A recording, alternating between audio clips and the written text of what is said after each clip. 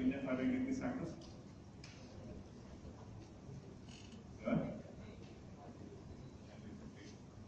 Tujuan detik. Umur berapa tadi? Faringitis ini, faringitis itu kira-kira bakteri apa virus? Jadi kalau ini siapa disease, mesinnya pneumatik dan infeksi. Sama dengan rinitis akut tadi ya. Kalau tonsillitis akut sudah jelas penyebabnya. Kalau rinitis akut terapinya antibiotik ditambah steroid, biasanya bisa. Ini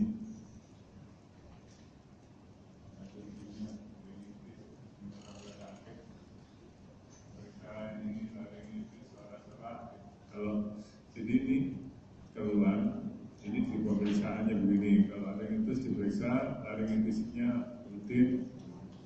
Kalau peritonsillar abses, tonsilnya udip sampai bengkak, dorong terus ini.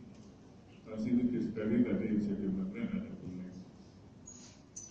Ini ya, ini tonsillitis yang biasanya bahan tonsillitisnya karena bakteri, ini yang virus. Ini yang kronis, ini yang faringitis akut, ini faringitis kronis. Kalau yang kronis ini tetap terapinya bukan antibiotik ya. Biasanya ini karena iritasi, apakah rokok, apakah ini ya. Kalau ini antibiotik sama tonsilektomi. Ini kalau symptomatic disease, kalau biasanya 2-3 hari, kalau nggak 4 itu anak saya kemarin, anaknya itu di Amerika sakit, panasnya 2 hari. Ternyata di sana nggak boleh ke dokter langsung, harus diobatin dulu 1-2 hari. Kalau nggak sembuh, baru silakan ke dokter. Ini karena supplementing. Jadi orang tua dituntut untuk berperan dalam menjaga kesehatan anak. Jadi ini harus tahu bahwa ini penyakit serius, penyakit berat. Jadi kadang-kadang di praktek kita, pasien itu kalau nggak dikasih antibiotik itu rasanya dia nggak puas. Dok, nggak dikasih antibiotik, banyak. Kira-kira seandainya ada pasien begitu, Anda jawabnya, saya nggak dikasih antibiotik.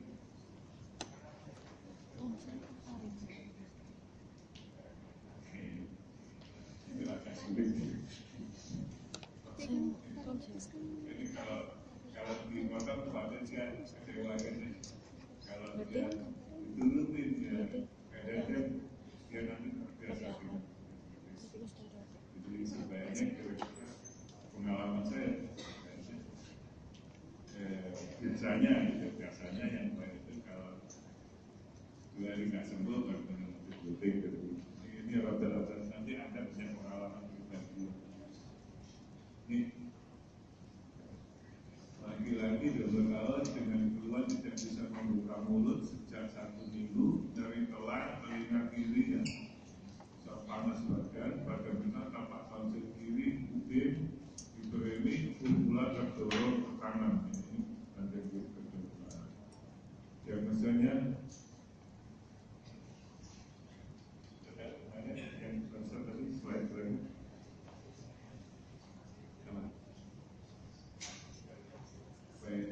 Jadi ini peri itu pinggir ya. Peri jadi tonsil ini tonsilnya di pinggir tonsilnya. Jadi abses di pinggir tonsil ini. Diagnosanya gimana? Kemarin apa? Fungsi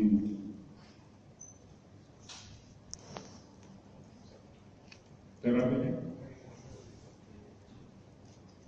Kenapa tanpa anestesi?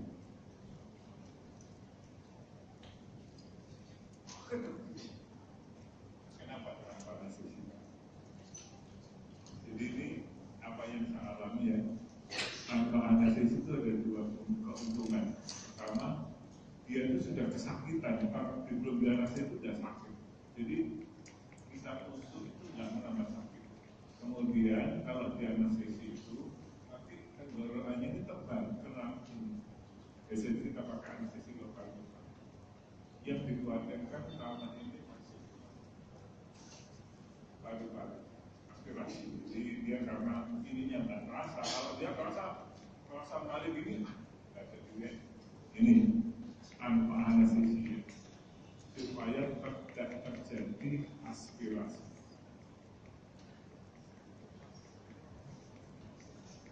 Makan kacang tersedak batuk hebat, setelah itu tenang, tidak ada gejala, sorenya tampak selemah, sesak dan lemas.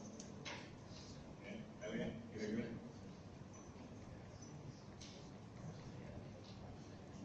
ini korpus salurannya di mana? Saluran makan apa saluran nafas?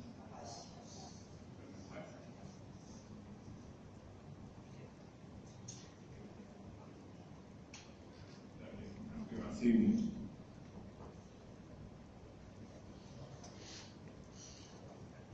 Komunikasinya untuk kita nanti ya. Itu berembusnya atau kasus itu yang sampai paru-parunya. Nah ini banyak sekali. Sekarang sudah agak kurang. Kenapa? Orang-orang tua sekarang sudah jarang memberi bekal anaknya. Sekarang kalau memberi anaknya itu paling tidak uang emasnya sudah 5.000 ke atas, 1.000, 2.000 atau bahkan ATM ya. Jadi sudah bawa ini. Kalau ini dulu zaman tahun sebelum 2000 banyak sekali mampir tiap hari saya kerjakan. Benda asing di jalan makan yang sebagus atau besar ini ya totalan ya. Saya punya kasus itu yang seperti diceritakan beberapa tahun yang kemarin. Itu orang tua, kalau anak kecil kan kalau salinnya apa? Walaupun kalau orang tua itu sering palsu sama ini dagingnya yang keras. Yang saya dapati dulu pasien saya itu gini, yang menjamu itu besanya, jadi kamu di bisanya dijamu tapi masih keras. Ini mau dibuang, ini malu sama yang ini awan, pasti ambil.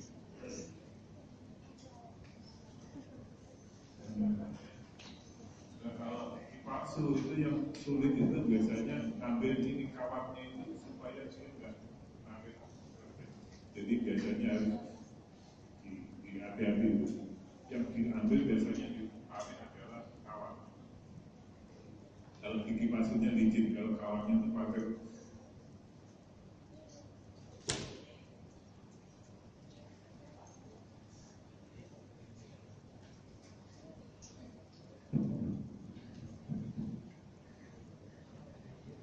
Jadi komplikasinya yang ini dehidrasi. Kalau dehidrasi nanti berburu bagus. Ini bisa bagus ya tadi jalan nafas, jalan makan. Ini sekarang pada persuaraan. Laki-laki 5 tahun datang dengan keluhan paros di atas ubalan. Penderitanya adalah pasien cyanosalpingoring yang telah menjalani radiasi dokter dan oleh dokter saraf dinyatakan bahwa ada Malaysia nervus vagus, nervus 10. Jadi nervus 10 itu mensalafi ini laring dan laring. Jadi akhirnya menelannya sulit yang kemarin suaranya juga terganggu. Pada pemeriksaan laringoskopi dikatakan pada vokalisnya itu sebelah kiri tidak bisa merapat ke media. Makanya karena tidak bisa merapat, dia akhirnya mengeluh suara paru.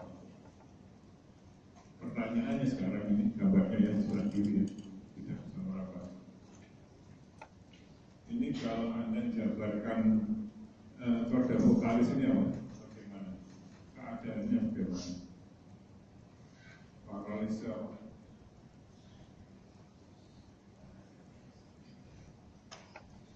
ini tidak bisa merapat, berarti tidak bisa mendekat. Kalau tidak bisa mendekat berarti otot apa ya?